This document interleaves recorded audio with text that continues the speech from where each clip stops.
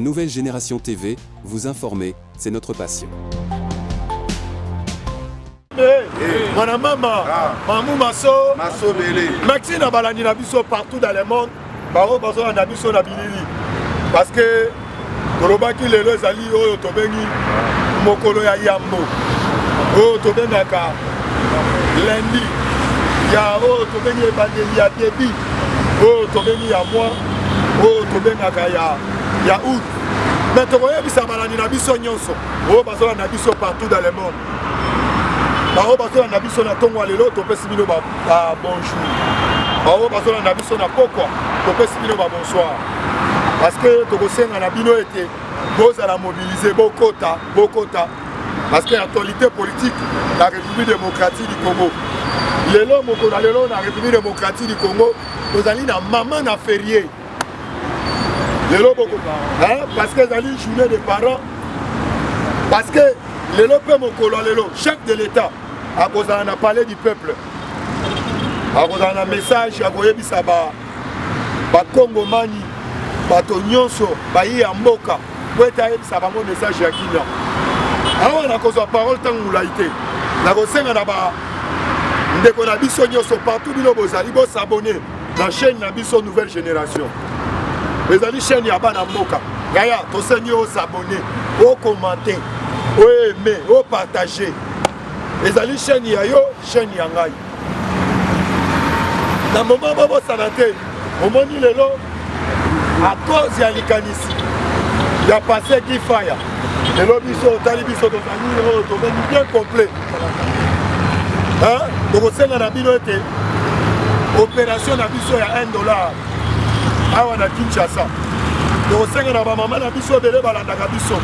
Mais Togobo Sanate, hein, notre partenaire, les vieux qu'on des fois Chibala, Namolonga Ninae, Maman Orneli Chibala, Bazo la Nabiso, Nabiso na 4 États-Unis d'Amérique, Colon Zamba Pamolabino. Tebi ma partenaire Nabiso Bazali Belé, l'élo actualité politique, Yamo Kanabiso Boyebete, moment eza jaloux. Du jour au jour, tous la mouka, par l'actualité politique, les alliés pour avancer dans la République démocratique du Congo. Bolani Bilomoko, Baché à Monisco, Oyo Bayaki a été sécurisé le peuple congolais.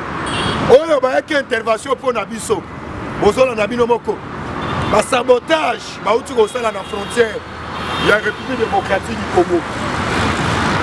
Précisément na Rwanda. Baouti na Rwanda. Peut-être bakota na frontière de la République démocratique du Congo. Basali oyo tobengi ba agression na ndenga kosakana te. Ba petit massas à bout portant. Ba traverser frontière sans autorisation. Oyo tobengi ya ba gens ya migration bazana kati ya ba frontière. Les ali ba acte donc il faut louer dans côté ba acte au condamné avec toute énergie. Donc c'est un Congolais de père de mer. Botelema pour l'intérêt général. Il y a peuple congolais, botelema pour l'intérêt de la République démocratique du Congo. Parce que dans le moment où les Congolais bisigagnon sont zali, les ali cette fois c'est zali ni kamuya mabele. Aucun Congolais il faut sacrifier les sous dans maboko ya banguna te de pere de mer Fatiba. Merci. Donc on parole terme moulaïté to ebi beto zali na ba orateur. Parce que mokolo lelo ezali mokolo yo ya férié mais biso to lobi to kotia na banda kuté. Ba abonné na biso, bazona na biso na ba etando ike. Ba komi ko chomete. Il fallait pas avoir actualité. Toujours que de wapi mais toujours comme avant. Mais bon sanate. Changement de fréquence au chef de l'État, bonne nomination. Oh, ya Outugo nommé. Na justice ya mboka na biso. Soi-disant, bolana ki papa na biso vundwa we. Oh, ya beta ki sete. Na kati ya République démocratique du Congo.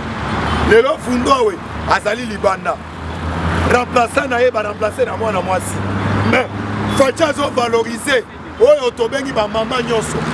La République démocratique du Congo. Loko la maman oyo kabeli bui. oyo azalaki na banque centrale lelo azali ovandisa oyo tobengi mbongo ya kati ya république démocratique du Congo na ndenge ya kinya gestion oyo azali kotravaille ezali kolekela même na biso yaya yebe ete mama azalaka mpe na motema ya mawa yango tokoswengi bamama na biso nyonso ya diaspora kolo nzambe apambola bino bozolakisa ete bozali na motema ya kibomama awa tozoka parole ntango molai te nazokotisela bino nabengaka ye mbanzakilembe fumuzulu kitamikida bambuta lokolo ya bamikolo oyo nabenga leve zuluzulu azokota to ambulake fumuzulu na maboko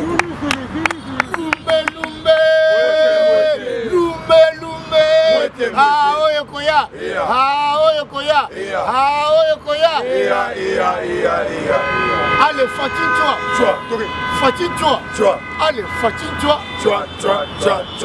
écoutez bien les informations on a maman mambu maso tolo bato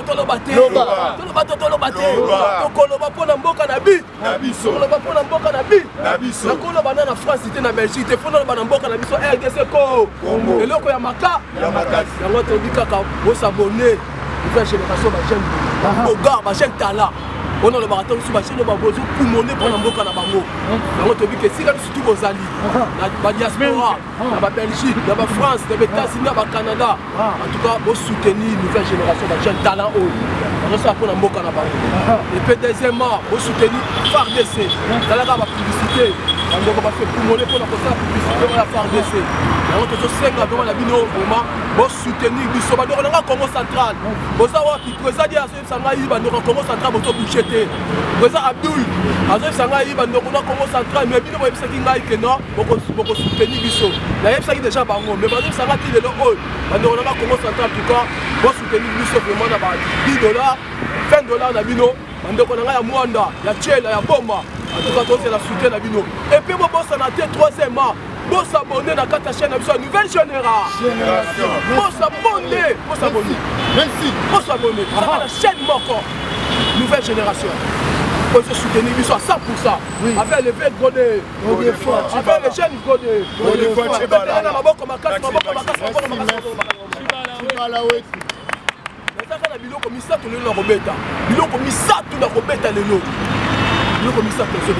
Méchant fort. Premier lot qu'on a dit qu'on le non. Les lots sont moins que notre ça n'a férié. Plusieurs anniversaires.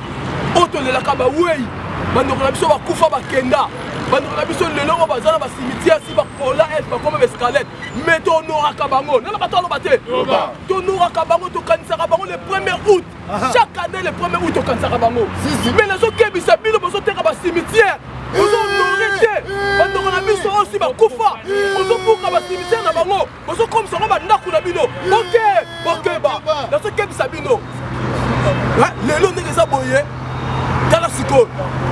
Bando on a mis ça baso ya ko tala bando on a mis bango. Basala kitambo, basala kintuka, basala na ba cimetière mais baso qui ne kokuta na kata kintuka. Et si ba teka déjà ba cimetière, ba teka déjà ba tombeau. Ce qu'on est là sur la question de la Kintuka, la Kintuka, on tombe déjà. Et c'est déjà une comme abbé. Ils ont outrage. Oui. Outrage, il y a ma casse. Son inayo, moussa, cimetière. Cimetière. Anniversaire. La bande de relation à Koufa. Donc, était là-bas, moi, en tout cas, Botika, donc, vous avez fait ça, mon charge, mon inutile. Vous avez fait ça, oui, mais inutile. Mon consambo, ma charge inutile. Anniversaire le 1er août. Je n'ai pas oui. Il y a un fait un mot de ce pelaka, de nous rendre gloire, honneur. Il y a un mot de ce pelaka, c'est ma casse, papa, papa, la petite, c'est que ça m'a pas mola, papa, monsieur Félix, à celle mausolée, il y a Yemoko. Vous comprenez? Oui, papa. Dans le but, ba cimetière, bazo sala o to bengi ba profanation.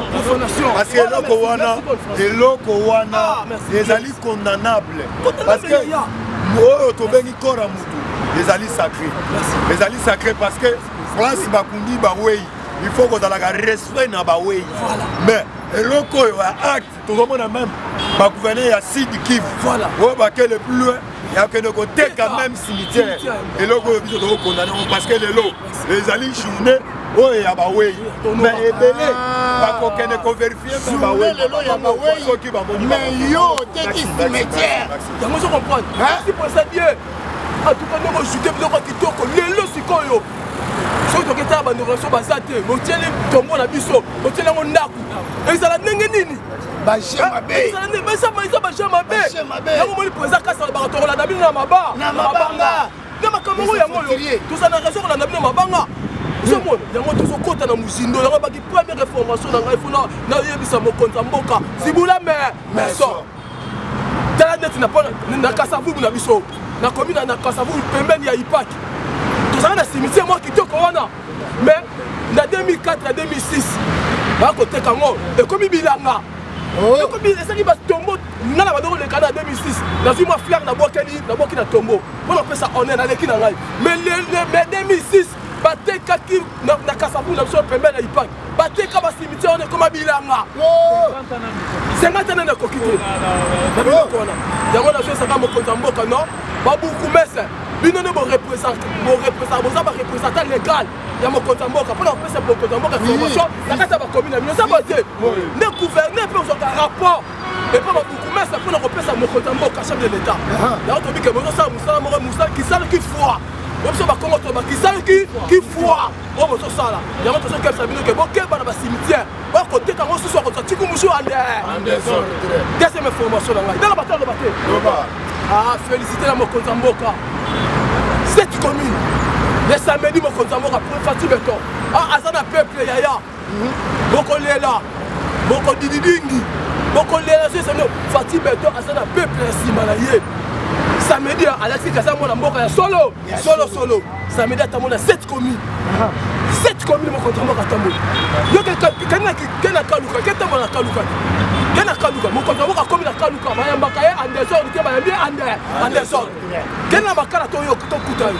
Kena makala, mokonza mboka kena makala en désordre. Kena komi na bungwa. E bongo taka kombaki na kimbondo na biso na bandal. Fati Beton umela. Batune balingi yo te. Batune ososala na bango. Peuple alobaki. Même si Fati Beton clair.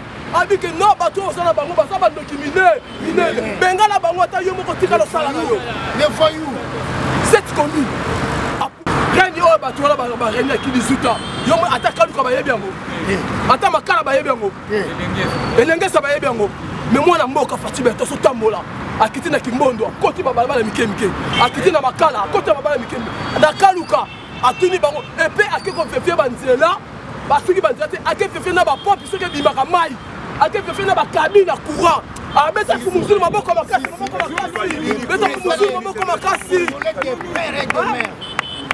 beta kumuzulu maboko makasi akefefie na ba mai akomi na kaluka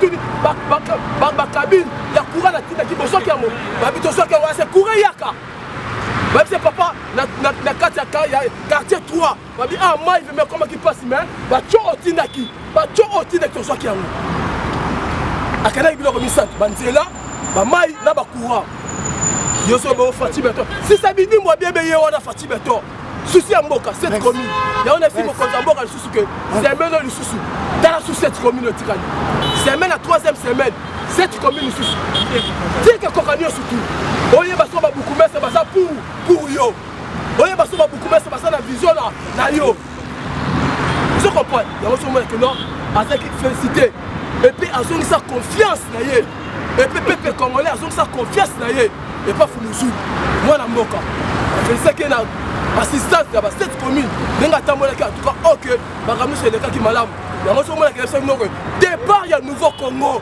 royaume Congo esi tobandi yango déjà nayebisaki bino na 8e mois ntango tozokota okomona makambo ya sika oyo Fati Beton kosala royaume Congo nouveau Congo yango si tobandi yango déjà présence ya ye moko sile bacommune présence ya ye moko si na baquartier babukumese kindobika bachef du quartier kindobika bachef d'iri kindobika bachef ya commune kindobika ye moko du travail sel donc qu'il faut la place qu'il faut ye moko garde de la nation Kabila Songa Kabila nena Kabila donc esika sali boko yeba sikoyo tozoke na 2023 boko yeba boko tuna ngulu boko mona que Fachi Beton un seul président en Afrique batie misu ba décideur du monde le monde entier monde mobima batie misu aye ko carnage aye ko bongisa Afrique concernant RDC aye ko glober ba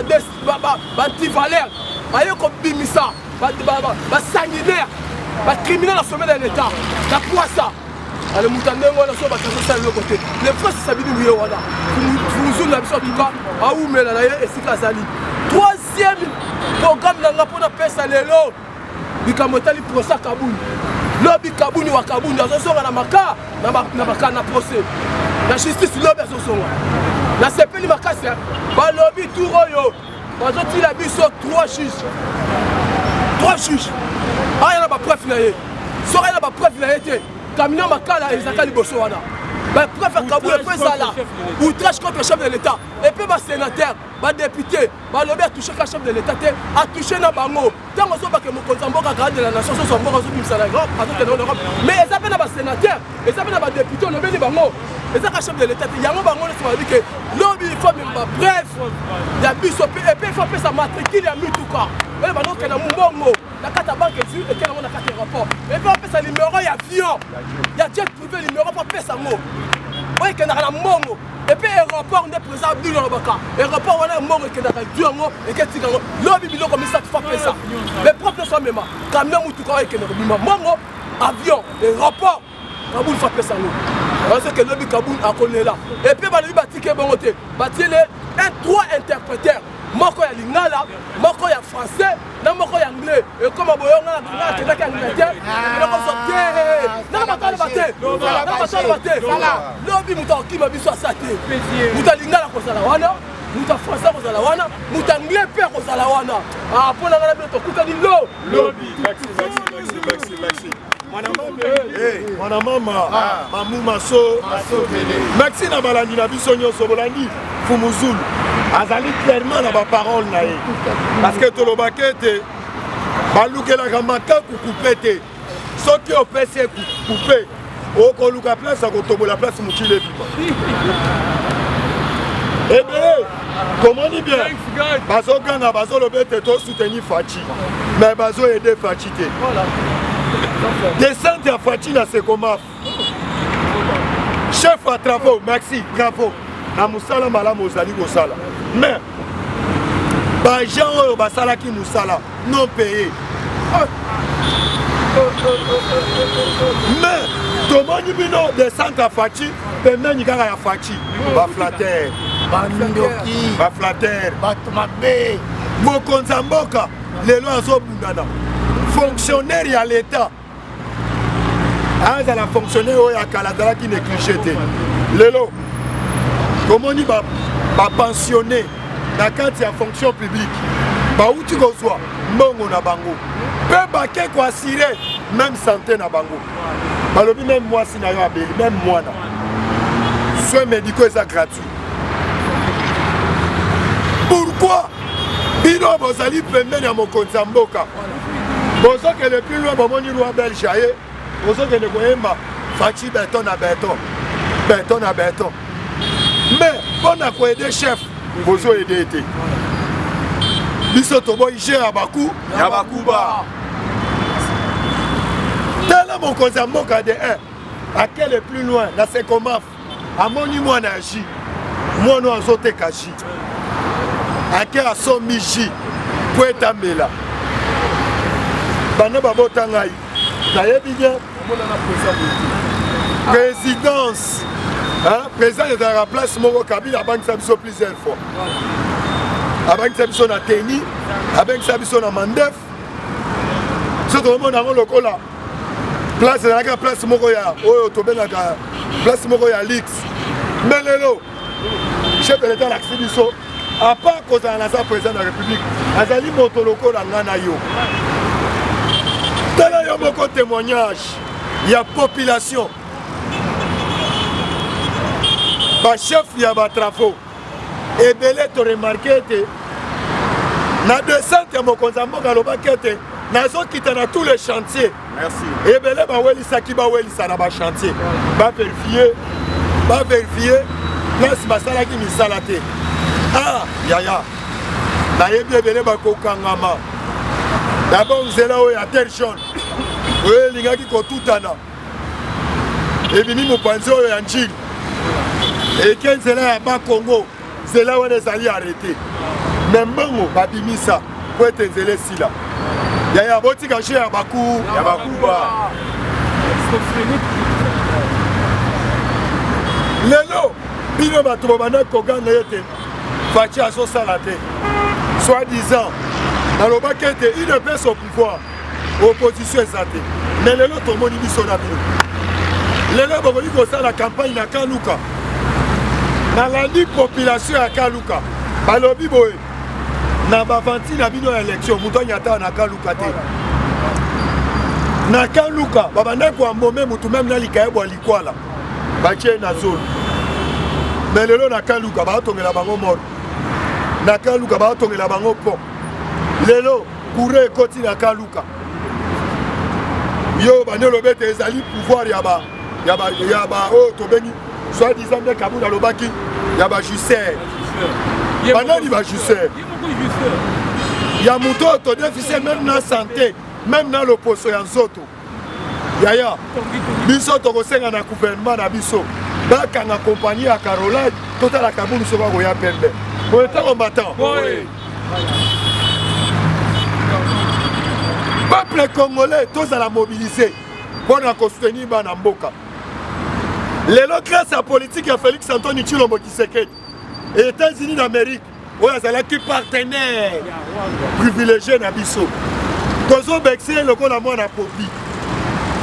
Partenaire Abet Abisso chez Abakuba. Fatia Lobi, Yaya, la M. Sarabino, politique à Fachi, cette fois-ci, bon occidentaux. Oui, bâtir la qui sont embargo. Quel est plus long que l'obété? Toi exploiter pétrole n'a pas sauté. Gaz n'a pas sauté.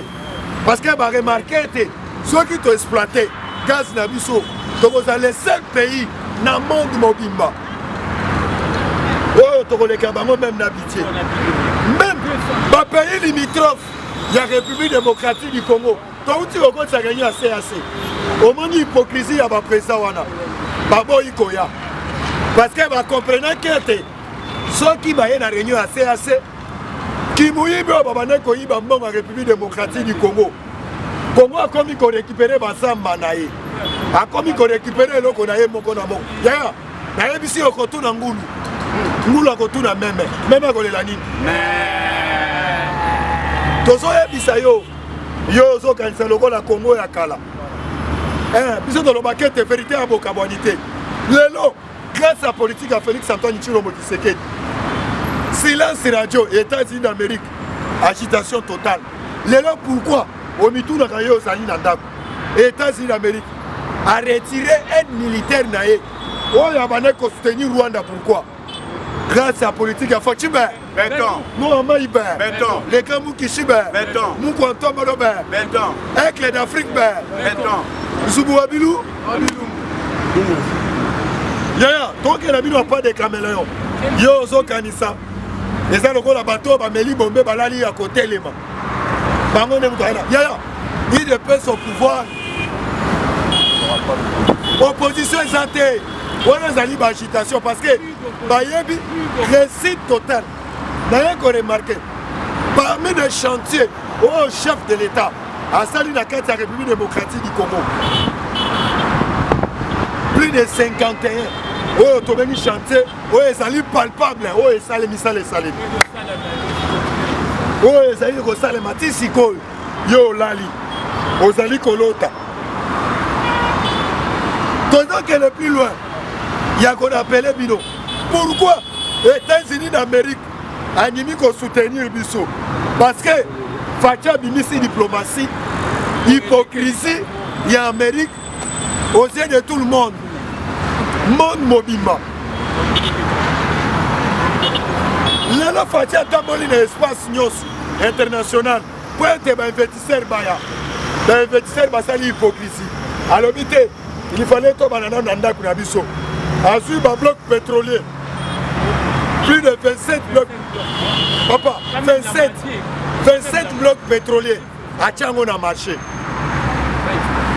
Va exploiter un mot. Mais comment est-ce qu'il hypocrisie la communauté internationale? Baboy, mais Lelo, il y a quand même comme il peut ta porte. Arrive, papa, 200 milliards par bloc pétrolier mon corps. Yaya, ceux qui battent mon a libéré la caisse à l'État. Est-ce qu'il faut vivre bien ou bien il faut vivre?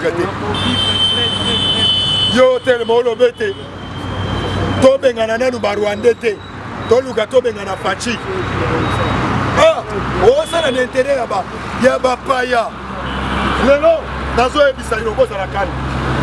Boza la calme parce que lelo, nazo ebisa yo Félix Antoine Tshilombo Tshisekedi.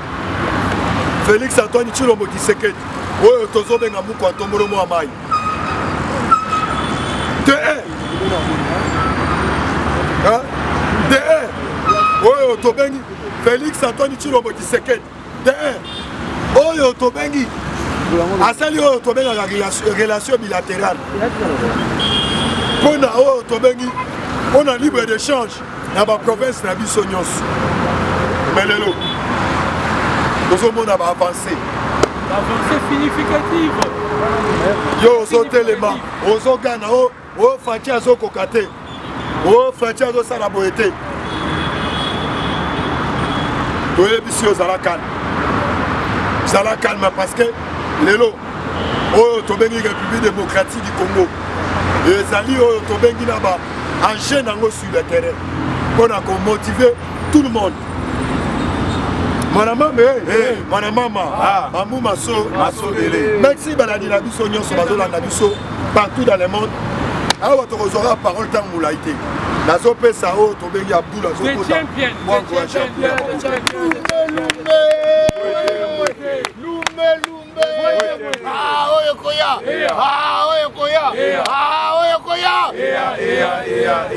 Allez, fatigue-toi. Allez, fatigue-toi. Écoutez bien les informations. Chaud. Mbote na balandi na biso partout dans le monde. Kolonzambe a continué toujours pour battre la bino ndenge abatelaka. Initiative na biso to créer qui a $1 pour les FARDC. Yango tozali kosenga na peuple congolais partout dans le monde. Tout soutenir nos FARDC na $1. Ba diaspora na koki ko imposer bino montant. Ba ministre ba député bino pe bon manifester bolingo na bino ya mboka ya ko soutenir nos FARDC. Mbongo tokoza wana tokokende kotika ngo epai ya ministre de la défense na kombo ya Gilbert Kabanda. Soki était tokopesa ngo inde na commandant suprême de l'armée et de la police congolaise Félix Antoine Tshisekedi Tshilombo. Yango ezali kosenga bonne volonté ya peuple nyonso. Totelema tolakisa bolingo ya mboka. Héritage nini tokotikela bana na biso lobi. Toza génération moko sacrifié. Alors, esengeli tondi ma sacrifice pour na lobby ya mboka na biso ezala mala. Bien parlé. Ba oyo bakolinga ko contribuer na quelque chose. Numéro nanga plus 243 89 60 77 556.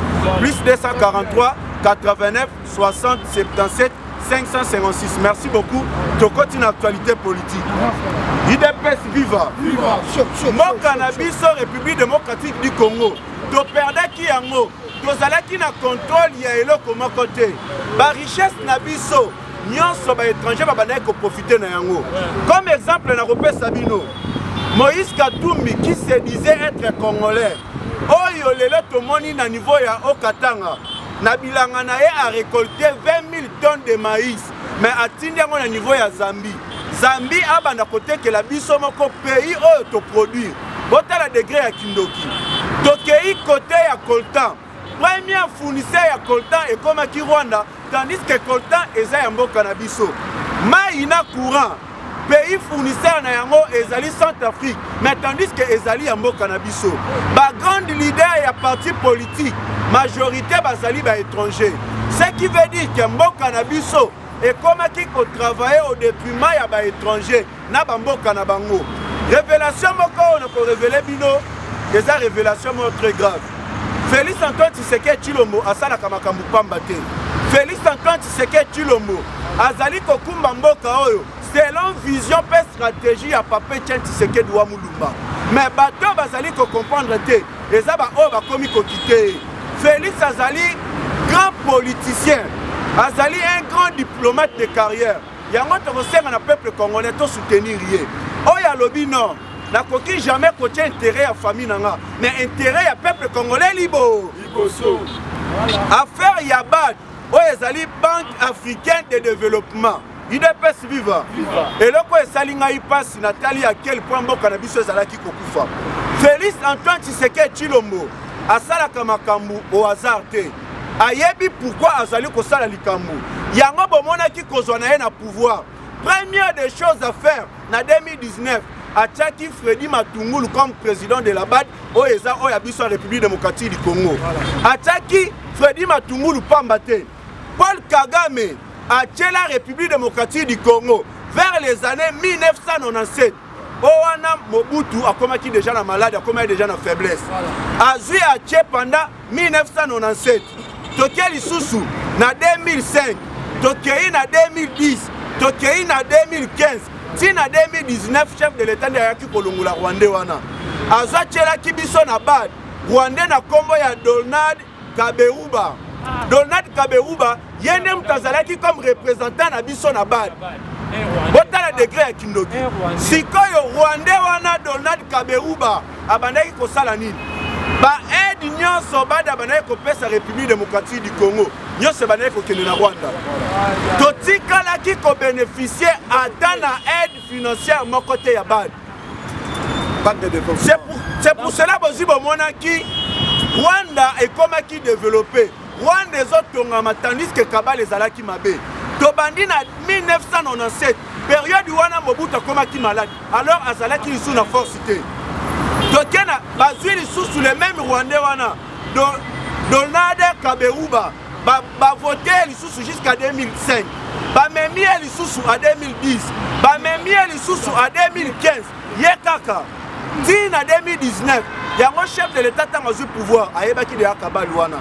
Accueilli directement Papa Etienne Tshisekedi wa Mulumba alakisa Félix Makamunyoso mboka oyo pono réussir il faut frapper koto osimbi koto yango chef de l'État a salaka likambo ezalaka bien précis. Atia Freddy Matungulu kokoma na BAD a retrouvé ba dossier moko je vous dis bokoki kondimate a retrouvé ba dossier moko na mukolo elandaki bomona Freddy Matungulu akende kokutana chef de l'État alakisi ye ba dossier lobby BAD apesa mbongo plusieurs fois mais mbongo wana ezalaki détourné et bandaki kokende na Rwanda et puis mbongo wana kaka na Rwanda te a complicité na Uganda a complicité na Mali a complicité na Sénégal a complicité na Cameroun a complicité na Congo Brazzaville. Quelle révélation. Yango bomonaki Uganda, Mali, Sénégal, Cameroun et Congo Brazza babandaki toujours ko voter pour na ba maintenir Donatien Kaburu bewana na BAD. Quelle révélation. IDPS viva. Yango na zolo bato soutenir Félix Antoine Tshisekedi Tshilombo. Ezana makambu mususu na to découvrir te. Ezana makambu jour mususu kobima. Peuple congolais bobanda kobimisa na anima ya misu. Mbongo bonesa la biso banzela. Et bon c'est la biso ta ba université ba école. Et des biso na social ba makambu ebele. Mais mbongo wana bana ko kende pona ko développer Rwanda. Donc au profit de la RDC, Rwanda a détourné plusieurs fonds de la BAD. C'est aussi les mêmes donateurs Kaberuba qui a falsifié les documents que le Rwanda azali pays donateur et producteur ya minéraux pe coltan en République démocratique du Congo. Les mêmes Donald Kaberuba a falsifié ba mikanda que pays donateur pe producteur ya minéraux pe ya ba coltan oya mboka na biso ezali Rwanda. Bota la degré ya kindoki mboka na biso ndenge ezokendaki. Sikoyo FMI et le Bible FMI ezali Fonds monétaire international bazali komi tuna mbongo ya République démocratique du Congo wana e bandaki kokende wa pe balobi ba pays oyo eliaki mbongo ya République démocratique du Congo bazongisa bakende Rwanda awangani, Uganda awangani, Mali awangani, Sénégal awangani, Cameroun awangani, même Congo Brazza awangani. Mais bango nyonso wana baliaki mbongo ya aide ya République démocratique du Congo oyo bandeko uta na badi. Quelle révélation! Ebele bakolela ebele bakokangama. Esengaki ke Félix Antoine Tshisekedi Tshilombo aya na pouvoir pour le peuple à comprendre à quel point mboka oyo ekufaki. UDPS viva. Yango na lobi muto azali de père et de mère to soutenir ye. Tolanda te ba Jama Kaboun, tolanda te ba Frank Diongo, tolanda te ba Toba Bomaki biso, Hippolyte Kanambe Kazembere, na clan na ye mobimba wana on nous demandons les élections. Bien parlé, bien parlé. Bozalaki na mboka oyo, nini bosali po na mboka oyo, soki koteka yango te. Mboka na biso kendaki na maboko ya ba étranger. 100% ya contrôle les alaki ba étranger de bazana maboko na mboka na biso. Mais Félix a eu pouvoir, a sali plusieurs voyages, a bundi na diplomatie, a récupéré contrôle mobimba ya mboka na ye. Na kobunda wana a réussi ko récupérer 70%. Les 30% qui restent ezali Rwanda. Na Uganda oyo bazali ba complice ya massacre zo le kana est. Voilà. Au lieu de soutenir ye, mais tomoni batoyo balobi. Bato balobi ke tozali ba congolais. Tozali na idéologie ya Etienne Tshisekedi wa Mulumba. Batelemi bazosala ba discours koloba boye. Au lieu botambola pona ba M23. Oyo bazoboma bandeko na bino na est, oyo bazo violer ba mama na bino, oyo bazo linga baboto la bino eteni ya mabele. Botika bango basala o bazo sala. Mais bobenga na ndeko na bino Félix Antoine Tshisekedi Tshilombo na pouvoir. Wana maloba ya Jama Kaboun. Après loba kazali na idéologie ya Etienne Tshisekedi wa Mulumba. Tomoni même Frank Diongo est allé plus loin ya koloba boye. Nazali prêt ya kokene na Kingakati. Nakutana na Joseph Kabila. Na Félix na pouvoir. Mais Azobosana, le même Joseph Kabila a commis ça comme prisonnier politique naé. Frank Dion azo sans makila, alingi ya kufa. Mais na bolingo Félix Antoine Tshisekedi Tshilombo. Frank Diongo azalaki bénéficiaire parmi bato bazaki grâce présidentielle. À cause ya koluka musala, Frank Diongo azolo ba kombo ya peuple. Mais peuple bon comprendre que baza ko utiliser bino pour na ba positionnement na bango. En République démocratique du Congo, nous n'avons pas des opposants mais des opportunistes. Même pas des politiciens. Ils sont pas des politiciens. Yango Papé Tshisekedi wa Mulumba. Que son âme repose en paix. Aloba Kiboye, IDPS au pouvoir, il n'y aura pas l'opposition. Mais qui a opposition, il y a un autre homme qui a la marche qui a condamné ma Cameroun et Cana Est. Marche, non, c'est ça seulement. Et Zali pour intérêt na bango. Grâce à Félix Antoine Tshisekedi Tshilombo, Tokoki Kotomoni Bandoki ya Congo, Yango Boyokaki, Tata Cardinal Ambongo, Abimi Azali Koloba. Je félicite le leadership réel de Paul Kagame et le développement à Rwanda. Alors posons-nous la question. Rwanda et se développer grâce à Makila Congolais, grâce à viol et puis on a biso de développement à Rwanda. Au moment où Rwanda Zali Koboma Bande Konabiso, mais Tata Cardinal Ambongo en train de féliciter Paul Kagame. Au moment où Monisco babomi plus de 19 Congolais na Est. Mais Tozi Tomoni, Dr Denis Mukwege, aleki alobi azali ko compatir na Monisco na ba bâtiment ndenge basu ba panzi. Et bongo peuple ya kufi wana, bango bazali banyama. Yango bomona ki insécurité na Est, ezalaki parce que même nani le nom encore c'est qui est Kimingai. Même nani non na utotango. Le docteur Denis Mukwege. Anakisi en face du monde que insécurité et bandaki koleka na Est, ye pas zalaki ko ba pese ba prix Nobel de la paix bon ali susu. Abanda kozwa ambongo na ndenga bandaki ko réparer ba mamo ba bandaki ko violer.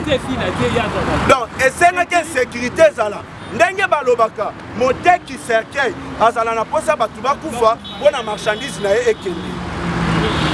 Nous n'avons pas bateau balingi mboka ote. Docteur Denis Mukwege azali rwandais mais ayaka na mboka opona kutanga. Parce que kombo ya Mukwege lakisi singa na kati ya Rwanda. Mukwege lakisi singa.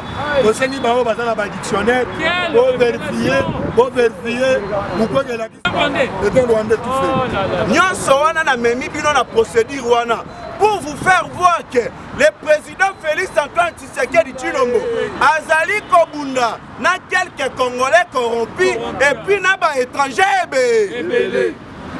C'est le moment de soutenir Ouaza des pères et des mères. Paul Kagame a koka kozwa est du pays, mais Moutabala ko diriger Zalaki Rwanda Hippolyte Kaname Kazemere. Alors tozui mwana mboka des pères et des mères. Est-ce que Paul Kagame a kokoka? Paul Kagame bolanda makambo zo alobi na RFI. Alobi boye. Avant la fin de mon mandat, qu'il plaît ou qu'il neige, je dois récupérer ces deux provinces du Nord Kivu et Sud Kivu. Il dit, il dit, ce n'est pas moi qui a suivi les Congolais pour signer l'accord au Nord Kivu et Sud Kivu. Ce sont eux qui m'ont suivi pour signer l'accord de ces deux provinces. Alors, les sangs qui coulent dans ces provinces, ce sang ne tombera pas sur moi et aussi sur mon peuple. Les sang va tomber aux autorités congolaises parce que cette partie m'appartient et appartient aussi au Rwanda. Maloba Paul Kagame azali koloba. Siko banani batina ka signé accord wana. Raymond Tshibanda. Yo lobo Kabila. Raymond Tshibanda na Kabila. Ezalaki accord il y a le 23 mars 2009 signé par Raymond Tshibanda. Ouais bengamaki accord il y a CNDP. Oh le comme PPRD. Merci. Yango na koloba même naza koloba ya Némi Moulania. Oya bimaki alobi Félix bono trouver solution na makambo ba M23 kende ko consulter Joseph Kabila. Alors Tomi Tuna a consulté Joseph Kabila. Bona même sous infiltration na kati armée. Voilà. Parce que c'est le même Joseph Kabila qui a signé accord na armée na biso ba Rwanda bazala na la police nationale congolaise ba Rwanda bazala na service de sécurité civile et militaire ba Rwanda bazala na ba entreprise nyonso l'état ba Rwanda bazala Sénat et Assemblée nationale ba Rwanda bazala. Alors chef de l'état Félix a kene ko consulter mutabongo pona teka mboka. Voilà. Maye les Bota la diplomatie à Félix Antoine Tshisekedi Tshilombo. Pour arriver à secrétaire d'État américain à Congo, il y a Anthony Blinken. Les États-Unis d'Amérique, c'est des personnes qui ne battre. Oh, il y a Zoya Wana Azali, haute personnalité. Pour ça, les gens ne battre. Pourquoi les États-Unis d'Amérique? Parfois, il y a des minutes qui ne sont pas rebelles, c'est l'insécurité. Mais c'est décidé de battre les Mélayango. Grâce à la diplomatie, Félix Antoine Tshisekedi Tshilombo. Jean-Marc Kabunda, écoutez bien les informations. l'État américain, pour l'élection. Place ya bato PPRD. Le quoi bango bazali na politique ya diabolisation. Bokoye ba biti nini Anthony Blinken azali koya République démocratique du Congo. Et puis azok ne kosala nini na roi. Grâce à la diplomatie intelligente et agissante du président Félix Antoine Tshisekedi Tshilombo. Après le Sénat américain, c'est le tour de l'administration Joe Biden de faire pression à Paul Kagame pour retirer ses troupes en République démocratique du Congo. Cependant, vu le soutien des États-Unis d'Amérique pour le Rwanda, le président Félix Tshisekedi s'est décidé de leur tourner le dos et de s'arranger derrière la Russie, trouvant les Américains des partenaires moins sérieux. Ceci a bouleversé les calculs des Américains qui ont été contraints d'abandonner le Rwanda au profit de la République démocratique du Congo. En effet, sous pression des Américains, le président Paul Kagame a retiré ses troupes à Mundende, les troupes rwandaises déployées dans l'est de la République démocratique du Congo, ont repris vers Kigali. Après près de 52 camions remplis des éléments de l'armée rwandaise ont quitté position de Mundende pour le Rwanda. Ce qui veut dire Félix Attali à l'Obino, insécurité à Est Est ezaka na mando quitté mais ezali la diplomatie 52 camions remplis na ba militaire rwandais ba quitté mundende sans puta ba boka gaz sans puta ba beta masasi ba ke inde tina Rwanda. Comprenez diplomatie Félix Antoine Tshisekedi Tshilombo. Le M23 a été demandé de se retirer avant l'arrivée au Rwanda et en République démocratique du Congo du secrétaire d'État américain Anthony Blinken, afin d'éviter que la RDC s'aligne derrière la Russie. Surtout les récentes manifestations de la population à Goma, exigeant le départ de la MONUSCO, ont bouleversé les calculs des Américains. Voilà.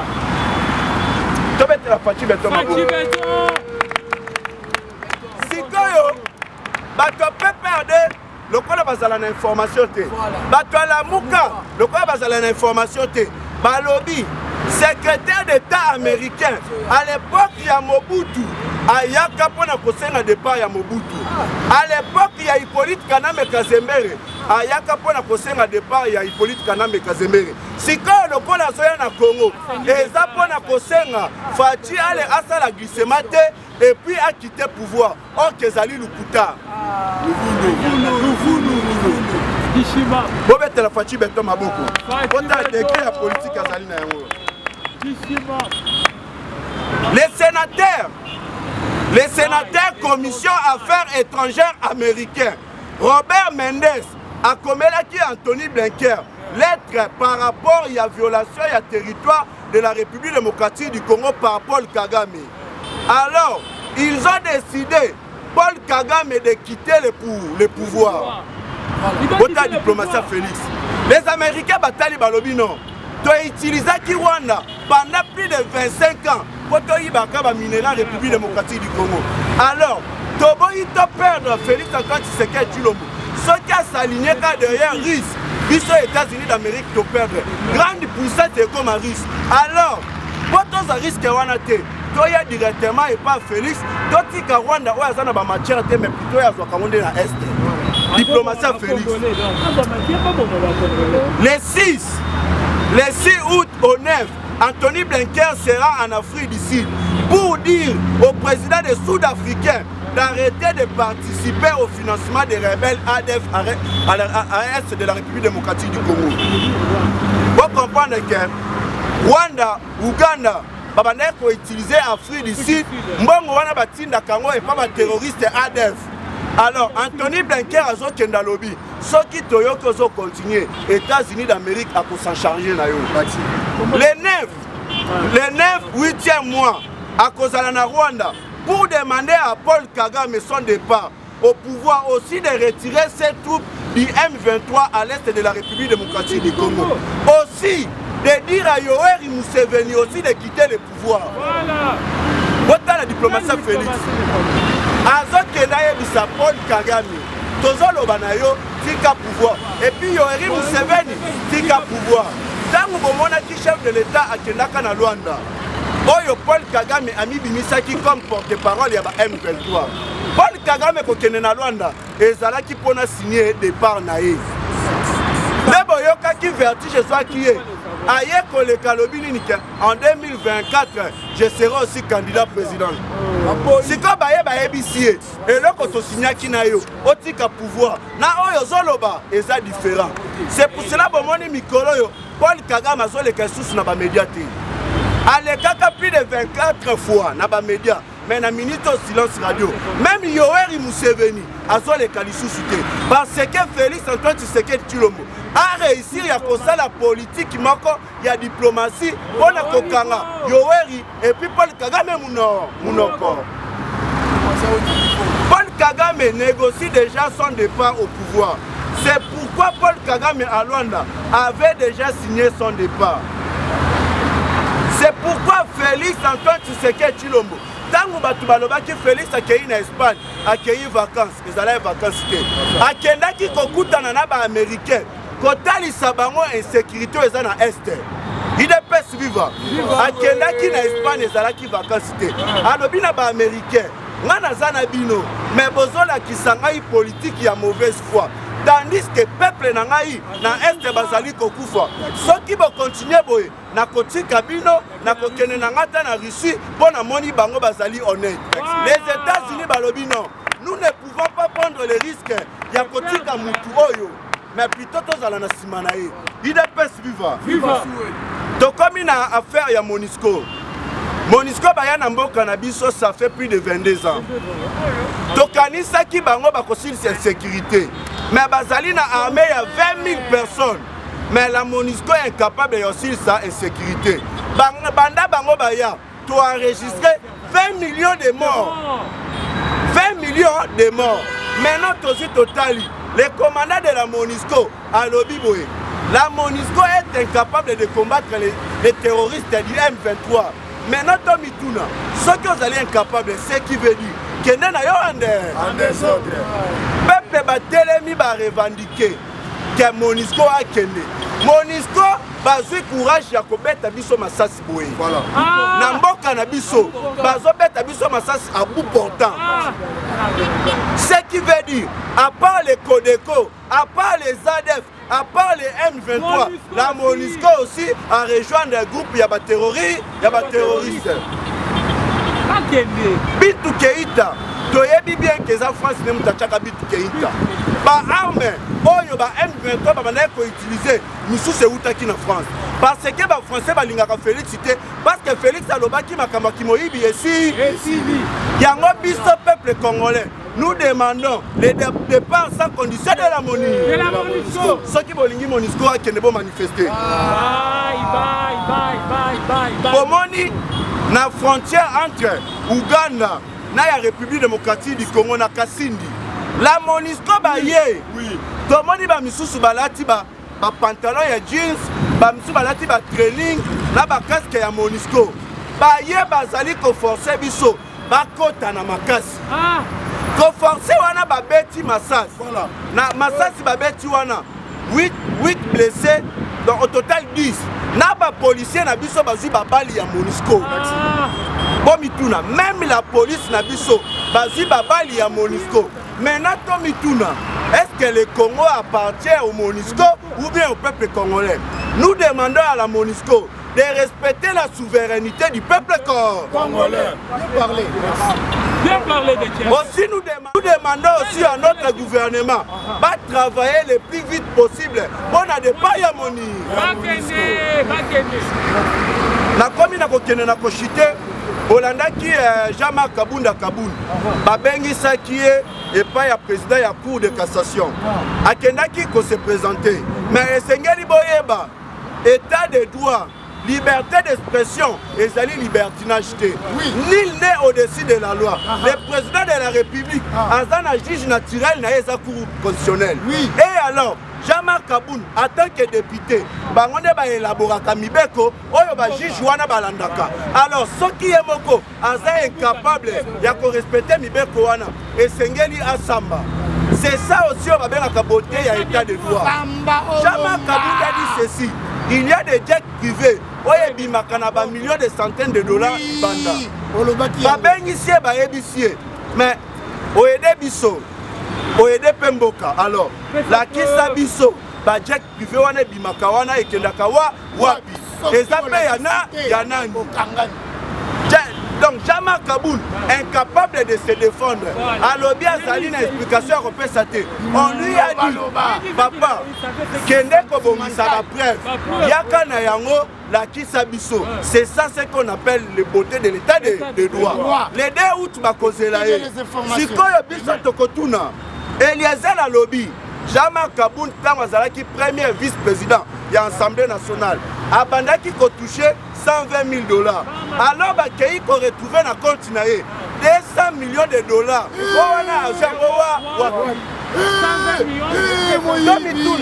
Jean-Marc Kaboun Alobaki, j'ai été le premier à dénoncer que l'Assemblée nationale est allée institut budgétivore. Domituna, Papa Mbosso Azali président de l'Assemblée nationale, Azali Kola Jean-Marc Kaboun. Pourquoi pas y a pas tonga plusieurs maisons au Jean-Marc Katondi?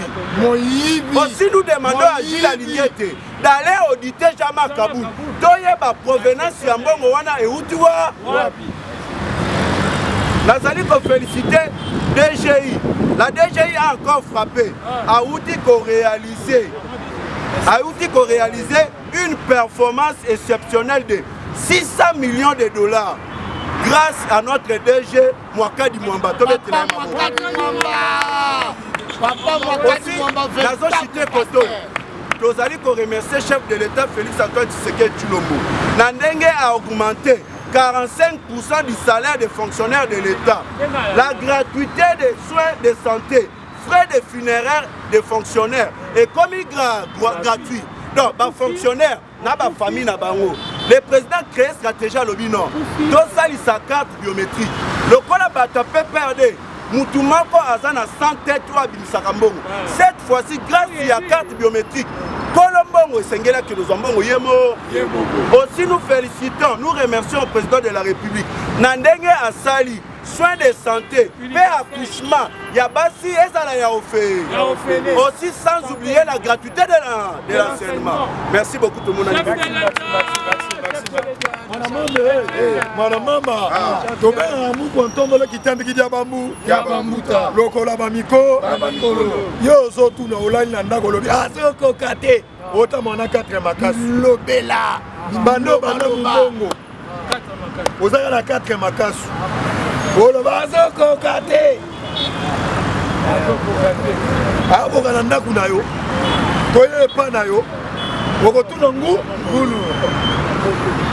Tolobi bosa la mobiliser. Awa biso to valoriser. Félix Antoine Tshilombo Tshisekedi Mukwantombo mo amba isubu abilu. Yaya. Chamba Kabuno abana ko luka makambu. Azobosa na Mathieu azali isubu abilu. Wabilumbu. Olukaki makambu. Ekona bango. Amesana déjà na makambu. Village. Na soye bisabino boye bete. À partir ya avant-hier, Fachi a changé appareil judiciaire. Sans formol. A changé. Oh, Tobenaka. Yaya, ba magicien yoso yaku ya libanda. Ya okotuna ngula PD. Merci. Okobi na suka. Okosenga na bino bo s'abonner la nouvelle génération. Oui, vous s'abonner papa maman. Vous s'abonner. Obo sanate. Oh, Tobenaka, le partenaire n'a biso privilégié. Le vego de fois Chibala. Oh, ya biso. Chibala, oh, Tobeni. Mon continent biso tozo la nanzela. Obo sanate na mwasi na yemoko. Orneli Chibala. Bazali Orneli Chibala. Maman zo pesa papa conseil. Le sengeli na ba la nina biso nyonso. Bo soutenir FARDC. Eloko ya makasi. Papa, tolobaki ete mpo na FARDC tokosie. Tokosieta. Mpo na FARDC tokosie. Tokosieta. À cause ya bamilitaire na biso, toboyi baarmée régionale ya Afrique centrale baya koede biso. Baoko manager ya ping-pong lokola. Lokola oyo tobengi MONUSCO. Toboyi na biso, armée construire. Avec la FARDC na biso, ceux qui réforment basali na FARDC, tokosilisa bituma nyonso na este. Toboyi na biso chez Abakou. Et puis c'est un Kivousien. Voilà. Beaucoup d'armées pour nous protéger ma belle na biso. Telle façon à protéger ma belle na biso. Et ça ba Kivousien, peuple congolais. Donc quand armée, ma maman n'a servi de renseignement. C'est ainsi que protéger mon cannabis na biso. Awa tokoya bisabino awa biso na Kinshasa. Opération $1. On a soutenir ma pinga ya mboka na biso. Mais yo zali libanda. Lokola maman Dek ya Kanshinga. Patrick Lola. Ah, levé Chikito Mouchachino. Hein? Levé Landrine. Levé Asola. Hein? DG Okitol. Yaya, yebete makaku basobe la ke coupete. Okoluke place ko tobola mukila. Merci pour la lelo to sukawa.